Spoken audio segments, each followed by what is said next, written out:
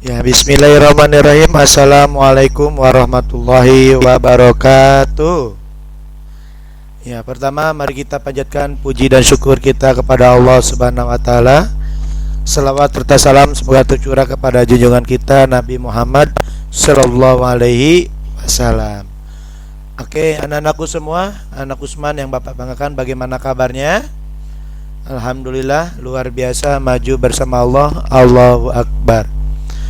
Ya, anak-anakku semua, kita bertemu lagi dengan Bapak di materi pembelajaran kita hari ini, yaitu di tema kelas 6 ya, tema selamatkan makhluk hidup. Subtemanya hewan sahabatku di pembelajaran kedua atau subtema kedua ya. Ya, anak-anakku semua,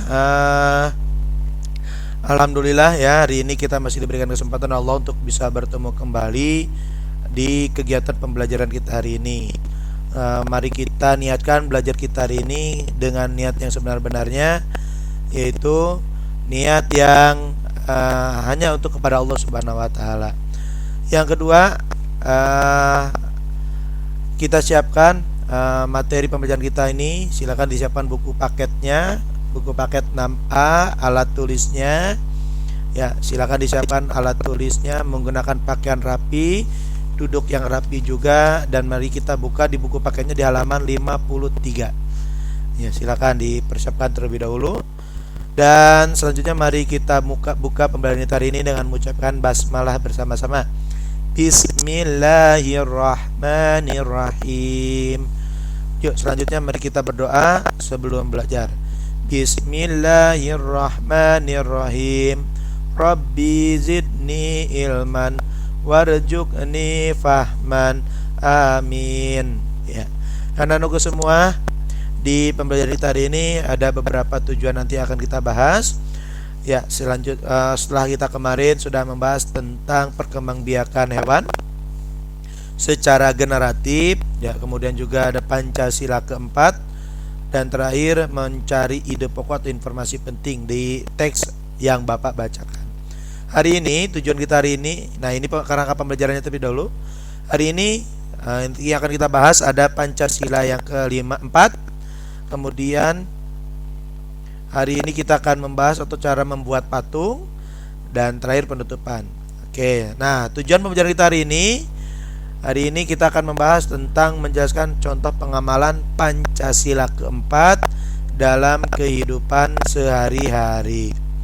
Ya, kemudian mendiskusikan nilai-nilai sila Pancasila, khususnya sila keempat dalam menerapkan sikap terkait sila tersebut.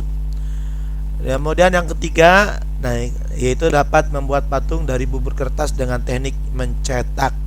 Ya, pertemuan kemarin Bapak sudah memberikan tugas untuk menyiapkan bubur kertas dan alat dan bahannya sesuai dengan halaman 55.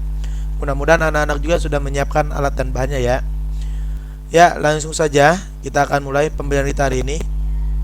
Nah, di pembelajaran kita hari ini ternyata ada dalam sila keempat ini ada dalam surat Al-Imran ayat 159. Ya, di mana sila keempat ini ada dua ya, muzakkar, perbedaan pendapat, dan syuro, musyawarah. Nah, sila keempat ini berisi tentang kerakyatan yang dipimpin oleh hikmat kebijaksanaan dalam permusyawaratan perwakilan, di mana prinsip tersebut sejalan dengan Islam, yaitu muzakkar dan syuro. Nah, syuro ini musyawarah ya. Pada zaman Nabi Muhammad pun beliau itu tidak otoriter. Nabi Muhammad ini mengedepankan musyawarah. Ya, kita ketahui bersama dulu waktu hijrahnya Nabi Muhammad dari Makkah ke Madinah, dan pada saat mau ibadah haji, beliau bermusyawarah. Nabi Muhammad pun bermusyawarah dengan sahabatnya, dengan kaum Yahudi ya, Quraisy, yang dipimpin oleh perwakilannya dari Quraisy, di mana boleh melaksanakan haji setahun sekali katanya gitu ya. Setahun, sekarang tahun ini tidak haji, tahun depan boleh haji. Tahun sekarang boleh haji, tahun depan tidak boleh haji, misalnya seperti itu. Dan juga banyak sekali musyawarah-musyawarah yang terdapat pada saat zaman Nabi Muhammad. Oleh karena itu pada zaman Nabi Muhammad mengedepankan sekali tentang musyawarah.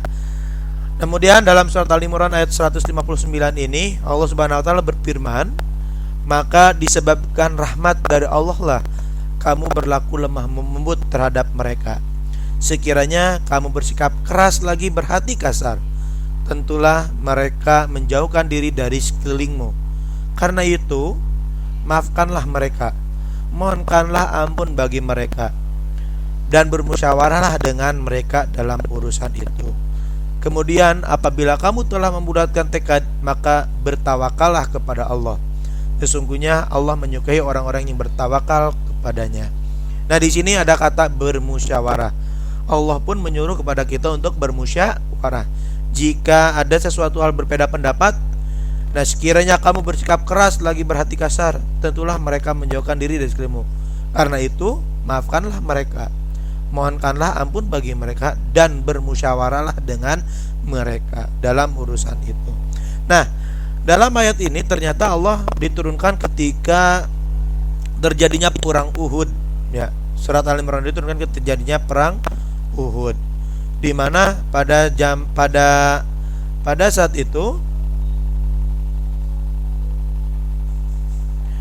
nah, pada saat ini ayat ini diturunkan untuk menenangkan dan menyenangkan hati Rasulullah SAW, di mana untuk menyadarkan kaum muslimin terhadap nikmat Allah berupa Rasulullah yang akhlaknya yang sangat mulia, lemah lembut, pemaaf, dan musyawarah dan tawakal.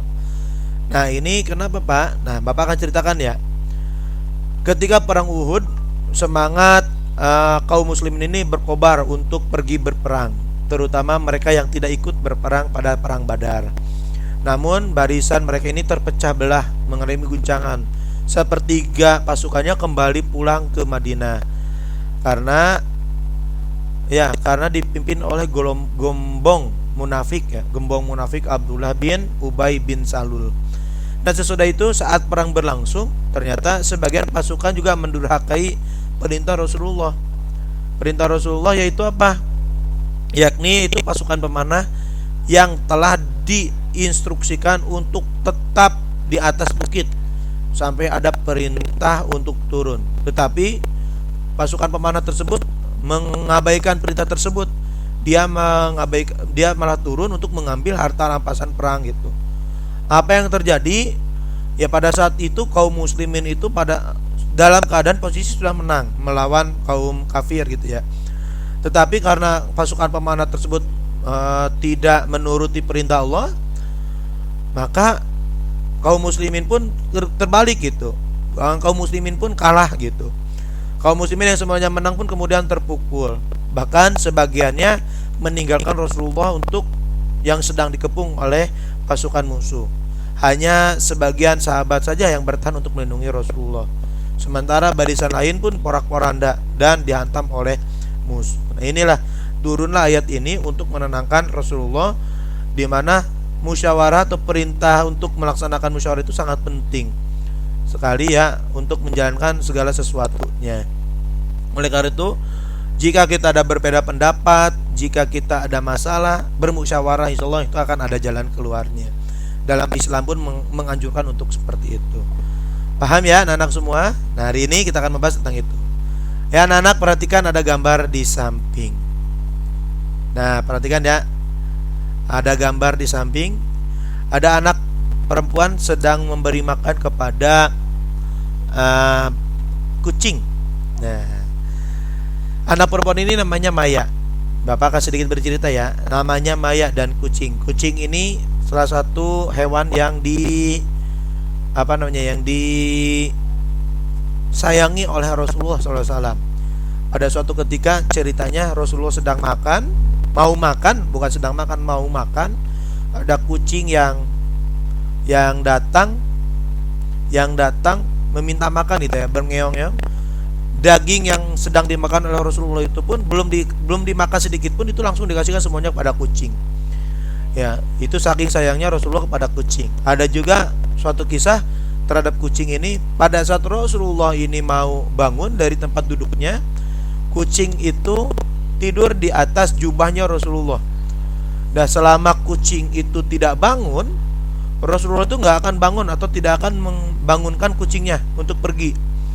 Sampai didiamkan sampai beberapa jam, kucing atau ya sampai beberapa jam kucing tersebut masih tidur di Rasulullah, padahal Rasulullah itu mau bangun, dan Allah dan Rasulullah pun didiamkan gitu ya, mendiamkan kucing tersebut, tidak mengganggu kucingnya sedang beristirahat. Saking sayangnya Rasulullah kepada hewan. Luar biasa ya akhlak Rasulullah. Kalau kita mah mungkin ada kucing dimainin atau apa gitu ya, tapi Rasulullah sangat menyayangi sampai segitunya. Masya Allah. Ya, anak-anak semua, Bapak akan sedikit bercerita tentang kucing ini. Ya, Maya adalah anak yang menyayangi hewan. Maya suka memberi makan dan minum kepada kucing di jalan atau kucing jalanan ya. Maya merasa kasihan dan membawa kucing ke rumahnya. Maya pun meminta izin kepada orang tuanya, tetapi orang tuanya merasa keberatan jika Maya memelihara kucing di rumah. Ibu khawatir Maya akan kerepotan jika melihara kucing di rumah. Namun Maya bersikeras untuk memelihara kucing tersebut. Nah, anak-anak semua, dari cerita tersebut kira-kira apa masalah yang akan terjadi? Kira-kira apa yang dilakukan oleh Maya? Setujukah kamu tindakan Maya ini, setuju nggak dengan Maya memelihara kucing di rumah? Atau kamu setuju dengan sikap ibunya, ibu Maya, di mana ibunya khawatir jika Maya itu memelihara kucing di rumah takutnya tidak terurus atau tidak meninggalkan kewajiban-kewajiban yang lainnya. Kira-kira apa usulan kalian untuk menjawab pertanyaan ini? Nah, ini 3 pertanyaan ya. Nanti silakan kalian diskusikan bersama. Gak usah dijawab ini mah, karena nanti akan ada tugasnya. Selanjutnya dari cerita tersebut, nah ini dalam sila keempat. Ternyata untuk menjawab pertanyaan tadi dan bisa menjawab masalah tadi itu merupakan salah satu contoh pengamalan Pancasila keempat. Ya, ketika kita berdiskusi mencari penyelesaian masalah, kita sebenarnya sedang menerapkan nilai-nilai sila yang terdapat pada Pancasila keempat. Ya, pas sila keempat bunyinya kerakyatan yang dipimpin oleh hikmat kebijaksanaan dalam permusyawaratan perwakilan. Lambangnya kepala banteng ya. Nah, anak-anak semua, dalam kehidupan sehari-hari ternyata nilai sila keempat Pancasila ini diterapkan dalam kegiatan bermusyawarah untuk menentukan sebuah keputusan bersama. Penerapan nilai-nilai sila keempat ini dalam kehidupan sehari-hari diantaranya, nah ini pertama, membiasakan musyawarah dalam pengambilan keputusan. Usahakan jika kita ada berbeda pendapat, si A pengen ini, si B pengen ini, yuk kita cari jalan keluarnya dengan musyawarah. Yang kedua, menghargai pendapat orang lain. Ya, kalau orang lain mempunyai pendapat, ya kita terima dulu pendapatnya. Jangan mengelak ataupun jangan mematahkan pendapat orang lain, nggak boleh. Kita terima dulu. Ketiga, melaksanakan hak dengan penuh tanggung jawab dengan tetap menghargai hak orang lain. Ya, kita jika punya hak, ya kita laksanakan hak kita dengan penuh tanggung jawab dengan tetap menghargai juga hak orang lain. Kalau kita misalnya hak kita berjalan kaki di trotoar, orang lain pun harus melaksanakan berjalan kaki di trotoar. Jangan sampai misalnya kita jalan trotoar ini milik umum, tapi hanya boleh kamu saja yang boleh melewat, nggak boleh gitu ya. Karena hak orang lain hak kita juga. Kemudian yang keempat, tidak memaksakan kehendak kita kepada orang lain. Kalau kita punya pendapat, punya usulan, jangan usulan kita ini harus diterima oleh orang lain. Belum tentu usulan kita ini bisa diterima gitu ya. Oleh karena itu, kalaupun seperti itu, ya kita harus terima saja. Kemudian yang kelima, berhati besar untuk menerima keputusan apapun yang dihasilkan di musyawarah. Kita punya usulan, ternyata yang pada saat bermusyawarah usulan si B yang diterima, ya kita harus menerima lapang dada. Jangan keputusan tersebut jangan diabaikan. Seperti cerita tadi ya, pada saat perang Uhud. Kalau kata Rasulullah, perintah Rasulullah untuk tetap, ya kita harus tetap itu mengikuti perintah Rasulullah. Bekerja sama untuk mempertanggungjawabkan keputusan tersebut. Ya, ini dan terakhir, bekerja sama. Jika keputusan sudah diputuskan, maka kita harus mempertanggungjawabkan keputusan tersebut secara bersama-sama. Nah, ini nilai sila keempat Pancasila yang diterapkan dalam kehidupan sehari-hari ya.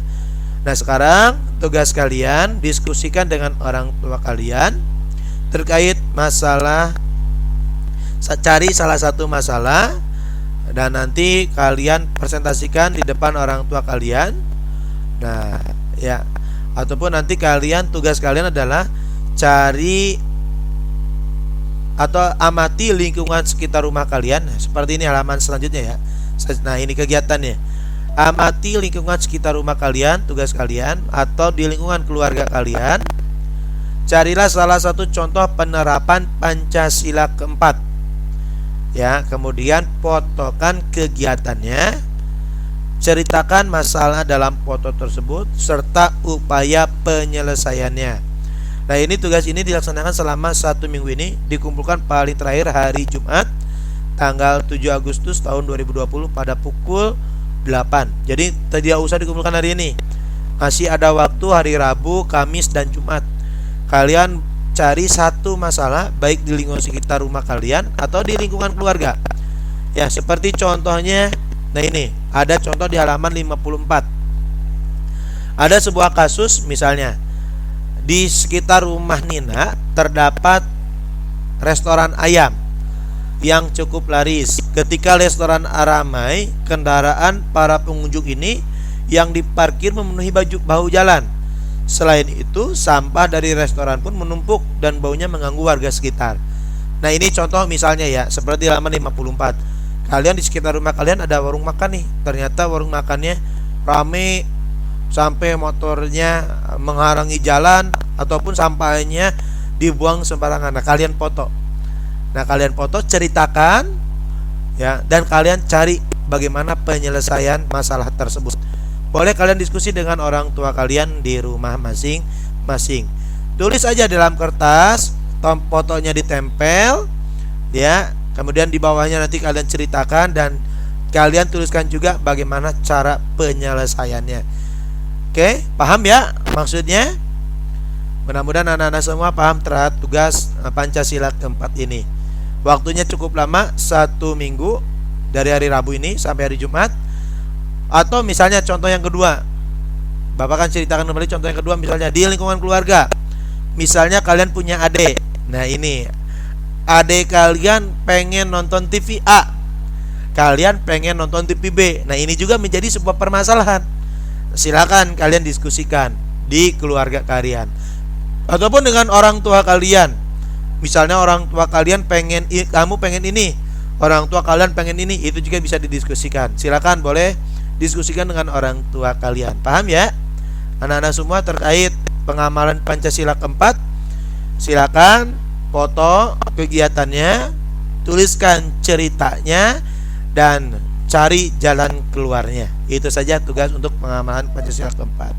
Selanjutnya, nah ini, selain tadi kucing ini sebagai hewan peliharaan, ternyata hewan di sekitar kita juga bisa dijadikan sebagai sumber inspirasi, khususnya satunya dalam bidang seni, yaitu seni rupa ya.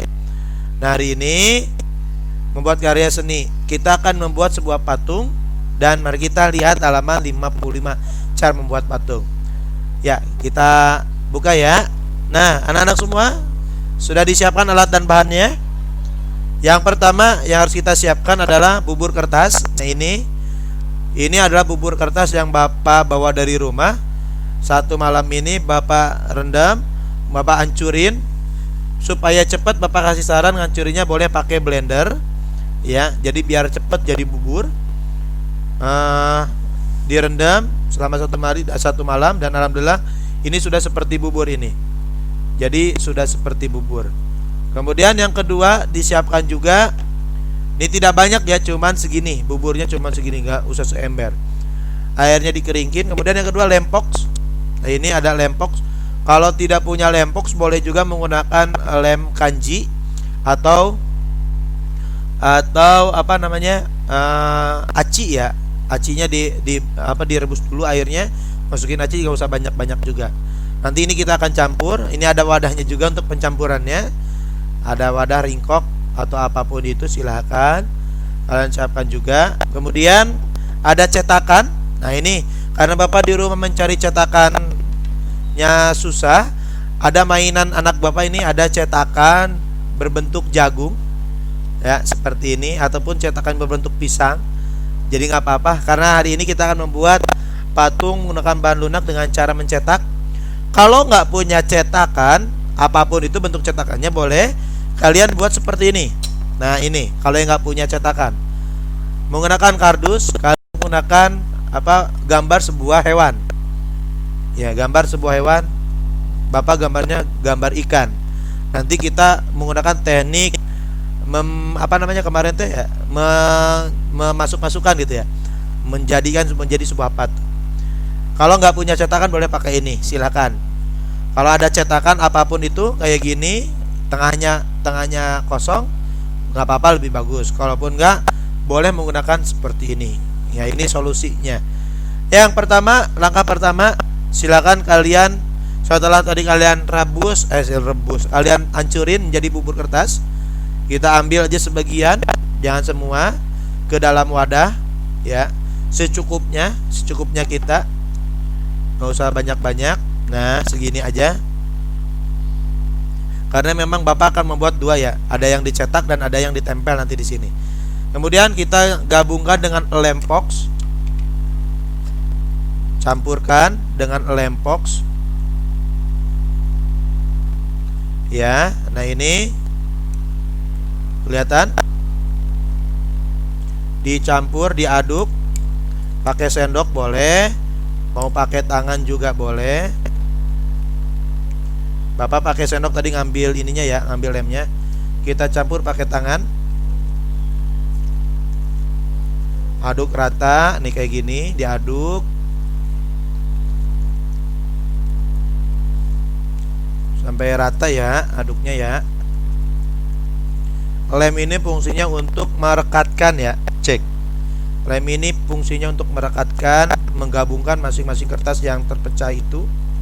Kita aduk sampai rata. Nah, kalau sudah rata,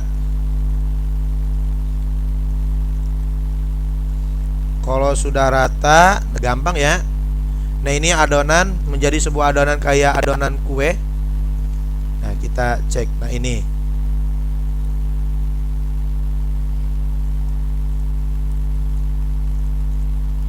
kalau sudah rata boleh diaduk-aduk, yang penting rata ya. Nah, dan bandingkan antara lem dengan kertasnya juga harus seimbang. Jangan terlalu banyak lemnya, jangan terlalu banyak juga kertasnya. Bandingannya 1:1. Nah kalau sudah rata kayak gini, ini sudah menjadi sebuah adonan.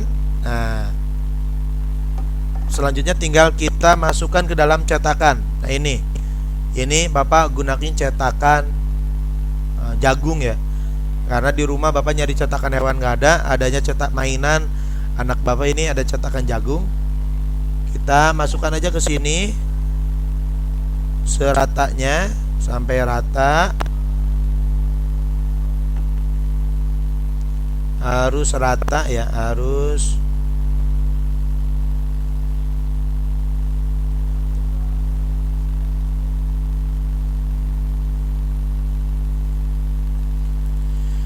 Ya harus rata, jangan sampai nggak rata.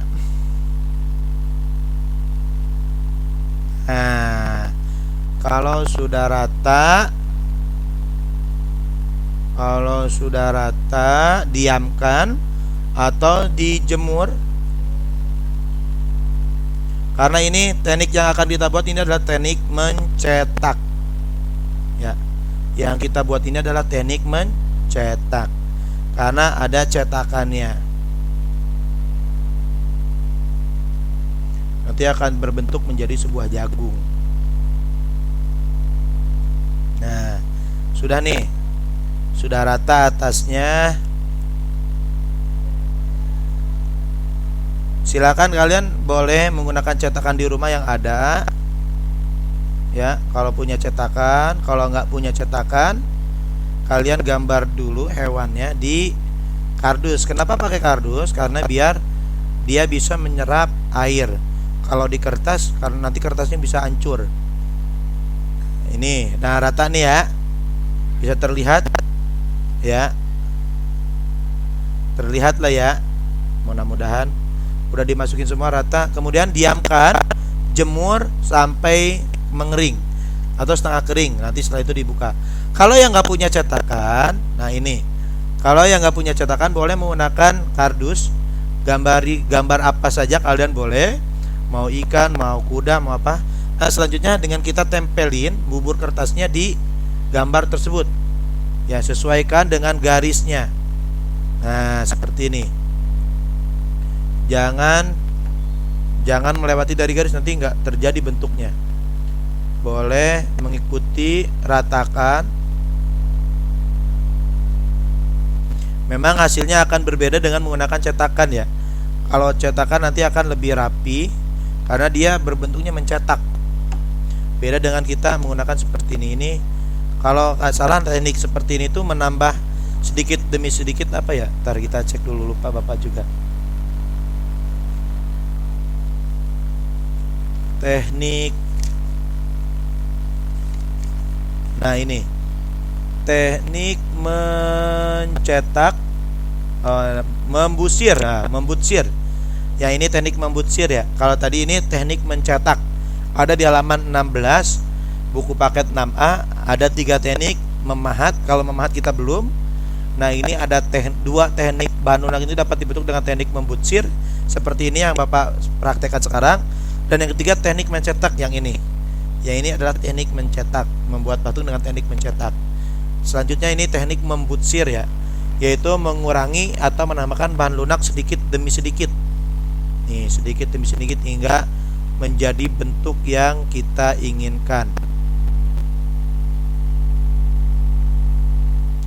Ya, nggak apa-apa, nggak bagus juga. Yang penting kita tahu, oh teknik cetak itu seperti ini gitu. Teknik membutsir itu seperti ini. Kalau sudah garisnya ketutup semua, ya ratain sesuai dengan garis.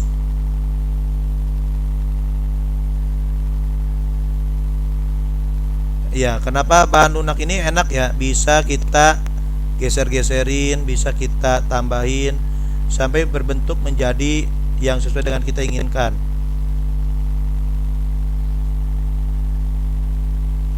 Walaupun nanti kalau teknik membutsir ini kalau rapi ya hasilnya bagus pastinya juga.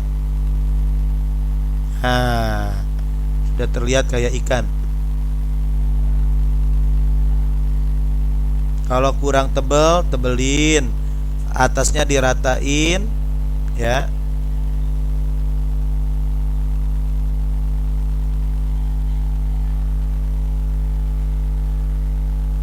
Nah, seperti ini.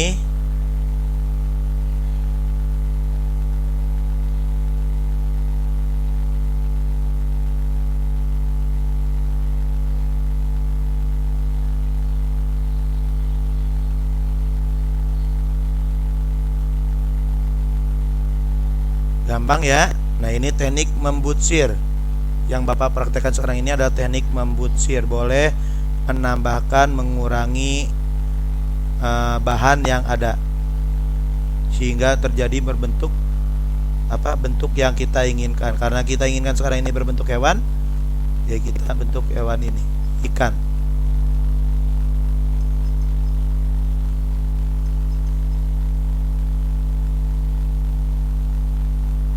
Oke.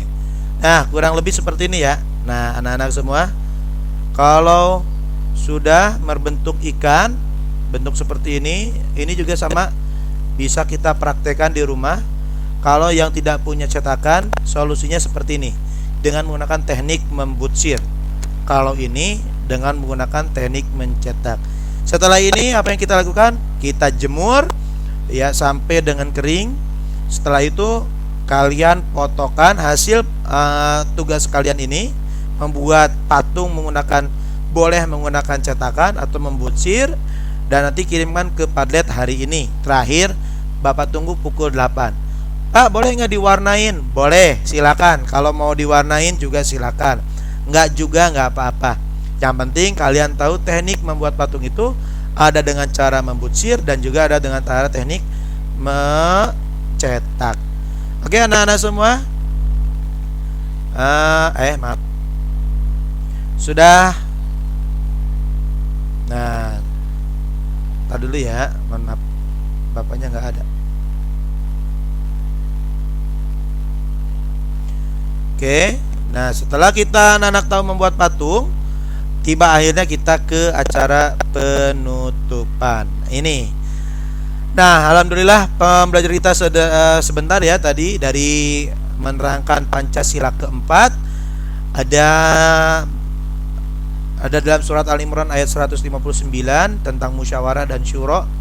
Kemudian juga tadi kita sudah tahu cara membuat patung dengan cara mencetak dan juga membutsir seperti ini. Silakan kalian praktekkan di rumah.